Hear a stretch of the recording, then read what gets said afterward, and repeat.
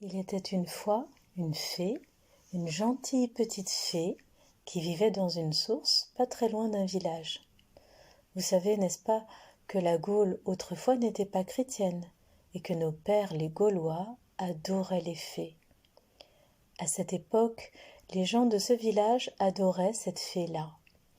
Ils apportaient à la source des fleurs, des gâteaux et des fruits, et même les jours de fête, ils mettaient leurs plus beaux habits pour y venir danser. Et puis un jour, la Gaule devint chrétienne, et monsieur le curé interdit aux gens du pays de porter des offrandes et de venir danser autour de la source. Il prétendait qu'ils y perdraient leur âme et que la fée était un diable. Les villageois savaient bien que ce n'était pas vrai. Cependant, ils n'osaient rien dire parce qu'ils avaient peur du curé. Mais les plus vieux d'entre eux continuaient de venir en cachette pour déposer leurs dons près de la source. Quand le curé s'en aperçut, il se fâcha tout rouge. Il fit dresser en cet endroit une grande croix de pierre, puis il organisa une procession et prononça au-dessus de l'eau un tas de paroles magiques en latin pour chasser la fée.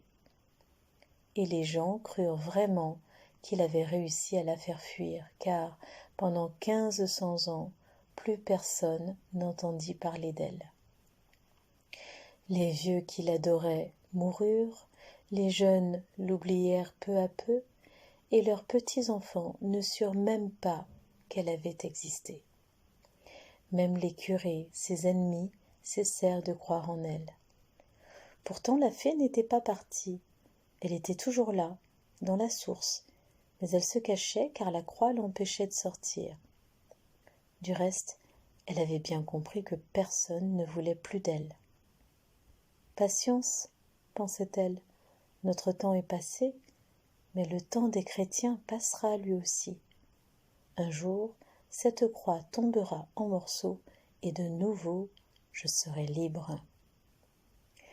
Un jour, 2 hommes passèrent près de la source. C'étaient des ingénieurs.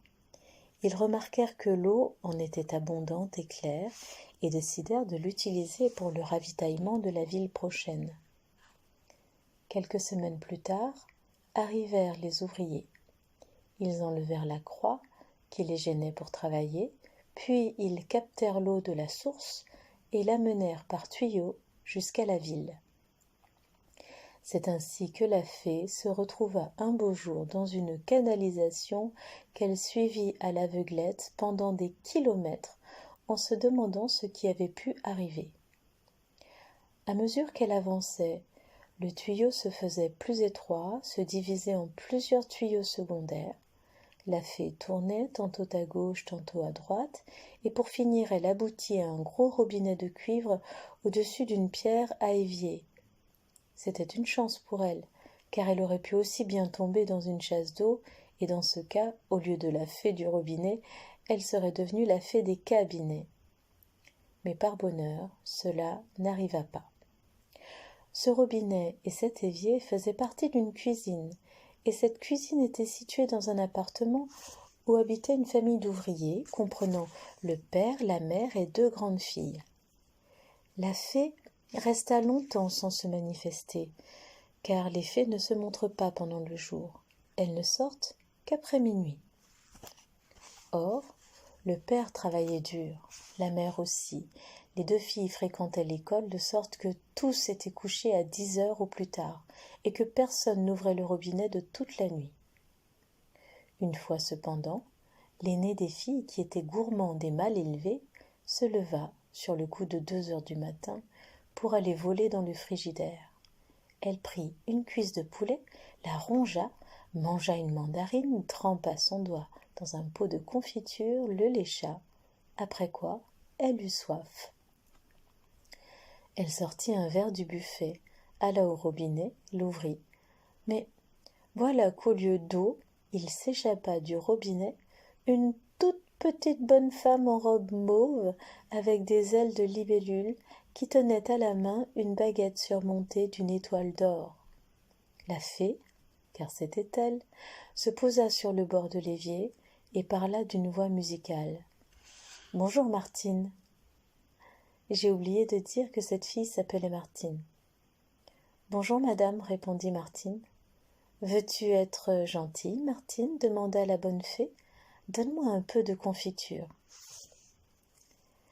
Martine était, comme je l'ai dit, gourmande et mal élevée.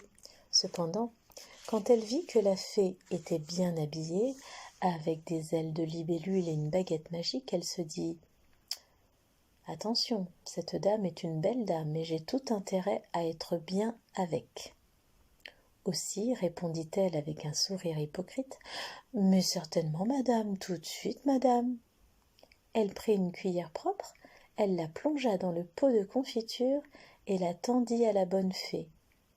Celle-ci battit des ailes, volta autour de la cuillère en y donnant quelques coups de langue, et puis elle se reposa sur le buffet et dit « Merci, Martine. En récompense de ta gentillesse, je te fais un don. À chaque mot que tu diras, il te sortira de la bouche une perle. » Et la fée disparut. « Ben ça alors, dit Martine. » Et comme elle disait ces mots, 3 perles lui tombèrent de la bouche. Le lendemain matin, elle conta l'histoire à ses parents, non sans jeter une quantité de perles. Sa mère porta ses perles au bijoutier, qui les trouva fort bonnes, quoique encore un peu petites. « Oh, si elle disait des mots plus longs, dit le père, elle grossirait peut-être. » Ils demandèrent aux voisins quel est le mot le plus long de la langue française. Une voisine qui avait des lettres leur répondit que c'était le mot « anticonstitutionnellement ». Ils obligèrent Martine à le répéter. Elle obéit, mais les perles n'en furent pas plus grosses, plus allongées peut-être et d'une forme un peu plus biscornue. De plus, comme c'est un mot très difficile, Martine le prononçait mal et les perles en étaient de moins bonne qualité. Oh, tant pis, dirent les parents. De toute façon, notre fortune est faite. À partir d'aujourd'hui, la petite n'ira plus à l'école, elle restera assise à table et parlera toute la journée au-dessus du saladier. Et si elle s'arrête de parler, gare à elle. Martine, qui, entre autres défauts, était bavarde et paresseuse, fut d'abord enchantée de ce programme. Mais au bout de 2 jours, elle en eut assez de parler toute seule et de rester immobile. Au bout de 3 jours, cela devint un tourment. Au bout de 4, un supplice. Et le soir du 5e jour, pendant le dîner, elle entra dans une grande colère et se mit à crier « Zut, zut, zut !» En vérité, elle ne dit pas « zut », mais un mot beaucoup plus vulgaire. Et en même temps, voici que 3 grosses perles énormes roulèrent sur la nappe. « Qu'est-ce que c'est que ça ?» demandèrent les parents. Mais ils comprirent tout de suite. « C'est simple, dit le père. J'aurais dû y penser. Chaque fois qu'elle dit un mot ordinaire, elle crache une petite perle, mais quand c'est un gros mot, elle en crache une grosse. » À partir de ce jour-là, les parents obligèrent Martine à ne plus dire que des gros mots au-dessus du saladier. Au commencement, cela la soulageait. Mais bientôt, les parents la grondèrent chaque fois qu'elle disait autre chose qu'un gros mot. Au bout d'un moment, cette vie ne lui parut plus tenable du tout et elle s'enfuit de la maison. Elle marcha tout le jour dans les rues de Paris sans savoir où aller. Vers le soir, affamée et rompue de fatigue, elle s'assit sur un banc. Un jeune homme, la voyant seule, vint s'asseoir auprès d'elle. Il avait les cheveux ondulés, les mains blanches et un air très doux. Il lui parla très gentiment et elle lui raconta son histoire. Il l'écouta avec beaucoup d'intérêt, tout en recueillant dans sa casquette les perles qu'elle jetait en lui faisant ses confidences. Et quand elle eut fini, il la regarda tendrement dans les yeux. « Oh, parlez encore, dit-il, vous êtes merveilleuse. Si vous saviez comme j'aime à vous entendre. Restons ensemble, voulez-vous? Vous coucherez dans ma chambre, et nous ne nous quitterons plus jamais. Nous serons heureux. » Martine, qui ne savait où aller, accepta de bon cœur. Le jeune homme l'emmena chez lui, la fit manger, coucher, et le lendemain matin au réveil, il lui dit Maintenant, ma petite, parlons de choses sérieuses. Je n'ai pas l'intention de te nourrir à ne rien faire. Je m'en vais d'ici et je t'enferme à clé. Ce soir, quand je reviendrai, je veux que la grande soupière soit pleine de grosses perles, et si elle n'est pas pleine, tu auras de mes nouvelles. » Ce jour-là, et les jours suivants, Martine fut prisonnière et obligée de remplir la soupière de perles. Le jeune homme au regard si doux l'enfermait chaque matin et revenait le soir. Lorsqu'à son retour, la soupière n'était pas pleine, il la battait. Mais laissons pour l'instant Martine à son triste sort et revenons chez ses parents. La jeune sœur de Martine, qui était sage et bonne, avait été profondément impressionnée par toute cette histoire et n'avait pas la moindre envie de rencontrer la fée du robinet. Cependant, les parents, qui regrettaient amèrement la fuite de leur aînée, lui disaient chaque jour : « Tu sais, si tu as soif la nuit, rien ne t'empêche de te lever pour aller boire un verre d'eau à la cuisine. » Ou encore : « À présent que tu es une grande fille, tu pourrais bien faire quelque chose pour tes parents, après tout ce que nous avons fait pour toi. » Mais Marie, j'ai oublié de dire qu'elle s'appelait Marie, faisait semblant de ne pas comprendre. Un soir, sa mère eut une idée.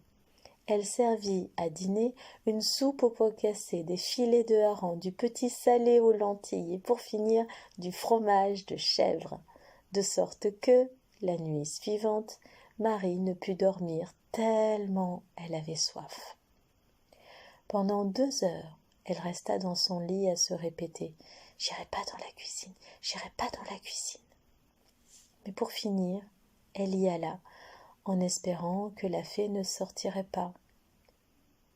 Hélas, à peine le robinet tourné, la fée s'en échappa et vint en voletant se percher sur l'épaule de Marie.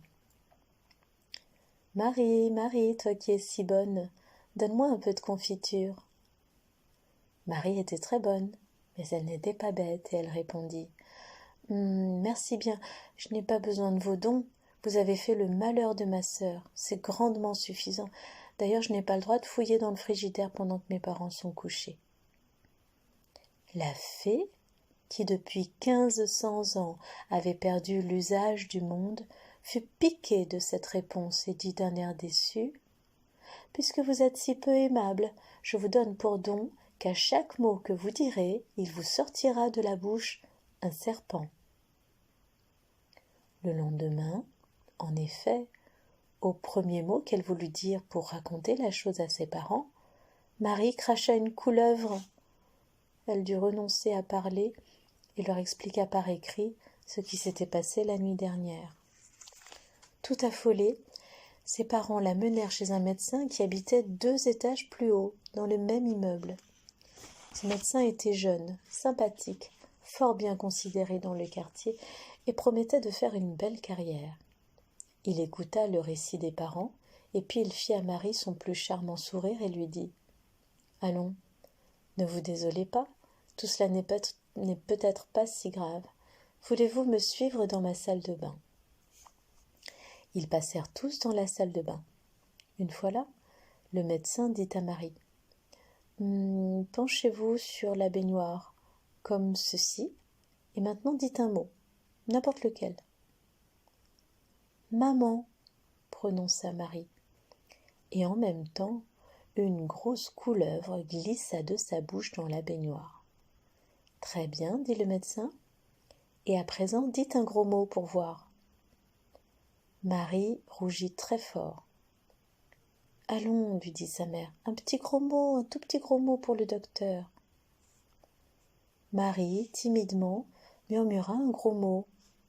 En même temps, un jeune serpent boa se répandait dans la baignoire. « Oh, qu'elle est gentille, dit le médecin tout ému.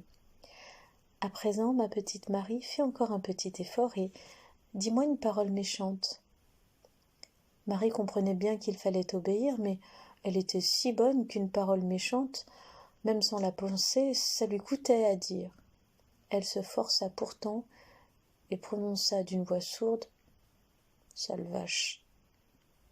Tout aussitôt, 2 vipères roulés en boule, sautèrent de sa bouche et tombèrent avec un bruit mou sur les autres serpents. « C'est bien ce que je pensais, dit le docteur avec satisfaction. Pour un gros mot, il sort un gros serpent, et pour un mot méchant, un serpent venimeux. Que faut-il faire, docteur ? Demandèrent les parents. Ce qu'il faut faire ? Eh bien, c'est simple, mon cher monsieur. J'ai l'honneur de vous demander la main de votre fille. Vous voulez l'épouser ? Si elle accepte, oui. Mais pourquoi donc ? Demanda la mère. Vous pensez que le mariage la guérira ? Oh, j'espère bien que non, répondit le médecin. Voyez-vous, je travaille à l'Institut Pasteur, à la fabrication des sérums antivenimeux. Dans mon service, nous manquons de serpents. Une demoiselle comme votre fille est pour moi un trésor. C'est ainsi que Marie épousa le jeune médecin. Ce dernier fut très bon pour elle, et la rendit aussi heureuse qu'elle pouvait l'être avec une telle infirmité. De temps en temps, sur sa demande, elle lui disait des mots atroces pour lui fournir soit une vipère, soit un cobra, soit un serpent corail. Et le reste du temps, elle ne parlait plus, ce qui, heureusement, ne lui pesait pas trop, car elle était simple et modeste. À quelque temps de là, la fée du robinet voulut savoir ce qu'il était advenu des deux filles.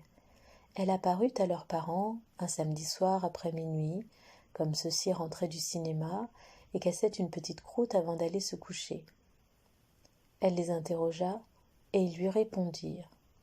Toute confuse, elle apprit alors que non seulement elle avait récompensé la vilaine fille et puni la gentille, mais que par pur hasard, le mauvais don avait tourné à l'avantage de Marie, tandis que le don de perles était devenu pour la pauvre Martine une terrible malédiction, et qu'elle s'en trouvait punie bien au-delà de ce qu'elle méritait. La pauvre fée, découragée, se dit en elle-même « J'aurais mieux fait de me tenir tranquille. Je n'ai aucun usage du monde, je juge tout de travers, et je ne prévois même pas les conséquences de mes actes. Il faut que je trouve un enchanteur plus sage que moi, pour qu'il m'épouse et que je lui obéisse. Mais où le chercher ? » Tout en réfléchissant, elle était sortie dans la rue et elle voletait au-dessus du trottoir rue Broca. Lorsqu'elle vit une boutique éclairée, c'était l'épicerie buvette de Papa Saïd. Papa Saïd lui-même était en train de poser les chaises sur les tables avant d'aller se coucher. La porte était fermée, mais la fée, se faisant toute petite, passa par en dessous. C'est qu'en effet, elle avait vu, traînant sur une planche, un gros cahier et une trousse à crayons que Bachir avait oublié de ranger. Lorsque Papa Saïd se fut retiré, la fée arracha une feuille du cahier. Vous n'avez pas remarqué qu'il manque souvent une feuille au cahier de Bachir ? Et puis elle sortit de la trousse des crayons de couleur et elle se mit à dessiner. Bien entendu, Papa Saïd, en s'en allant, avait éteint l'électricité. Mais les fées ont de bons yeux et voient même les couleurs en pleine nuit. La fée du robinet dessina donc un enchanteur avec un grand chapeau pointu et une vaste houppelande noire. Le dessin terminé, elle souffla dessus et se mit à chanter « Enchanteur noir, couleur du soir, je t'ai dessiné, veux-tu m'épouser ?» La tête de l'enchanteur fit une grimace. « Oh non, je ne veux pas, dit-il, tu es trop grosse. »« Alors tant pis pour toi, répondit la fée. Elle souffla dessus une seconde fois, et l'enchanteur ne bougea plus. Elle arracha une autre feuille. Il manque souvent plus d'une feuille au cahier de Bachir. Et dessina un deuxième enchanteur avec une houppelande brune. Elle souffla dessus et demanda « Enchanteur brun, couleur de rien, je t'ai dessiné, veux-tu m'épouser ?» Mais l'enchanteur brun détourna la tête. « Non, je ne veux pas, tu es trop maigre. »« Ah, eh bien tant pis pour toi. » La fée souffla sur lui une seconde fois et il ne fut rien de plus qu'un dessin immobile. Et puis elle chercha dans les crayons de couleur et s'aperçut qu'il n'en restait plus qu'un, le bleu. Tous les autres étaient perdus. Celui-ci, pensa-t-elle, il ne faut pas que je le rate. Alors en s'appliquant beaucoup, elle dessina, sur une troisième feuille, un troisième enchanteur dont la houppelande était bleue. Quand elle l'eut fini, elle le regarda avec amour. Vraiment, c'était le plus beau de tous. Pourvu qu'il m'aime, pensa-t-elle. Elle souffla sur lui et se remit à chanter. Enchanteur bleu, couleur des cieux, je t'ai dessiné. Veux-tu m'épouser? D'accord, dit l'enchanteur. Alors la fée souffla dessus 3 fois. À la 3e fois, l'enchanteur dessiné s'épaissit, et puis il se détacha de la feuille de papier, et puis il se redressa, prit la fée par la main, et tous les deux passèrent par-dessous la porte et s'envolèrent dans la rue. Avant tout, dit l'enchanteur bleu, je vais ôter leurs dons à Martine ainsi qu'à Marie. Vraiment, tu crois? Demanda la fée. Ah oui, c'est la première chose à faire, dit-il. Et là-dessus, il récita une formule magique. Le lendemain, Martine avait cessé de cracher des perles. Le jeune homme à l'air doux, voyant cela, commença par la battre, puis, quand il vit que cela ne servait à rien, il la chassa. Elle revint chez ses parents, mais l'aventure lui avait servi de leçon, car elle fut désormais bonne et douce. Le même jour, Marie cessa de cracher des serpents. C'était dommage pour l'Institut Pasteur, mais son époux ne le regretta point, car il eut le plaisir de parler avec elle, et il put constater qu'elle était aussi intelligente que sage. L'enchanteur et la fée disparurent. Je sais qu'ils vivent toujours, mais je ne sais pas où. Ils ne font presque plus de miracles. Ils sont très, très prudents, et ne tiennent pas du tout à faire parler d'eux. J'oubliais d'ajouter ceci. Le lendemain de cette nuit mémorable, Madame Saïd, la maman de Bachir, en ouvrant la boutique, trouva sur une planche les crayons de son fils en désordre, le grand cahier ouvert avec 3 feuilles arrachées, et sur 2 de ces feuilles des dessins d'enchanteurs. Très mécontente, elle appela son fils et dit sévèrement « Qu'est-ce que c'est que ce travail? Tu n'as pas honte? Tu crois que c'est pour ça qu'on t'achète des cahiers ?» Bachir eut beau répondre que ce n'était pas lui, mais personne ne voulut le croire.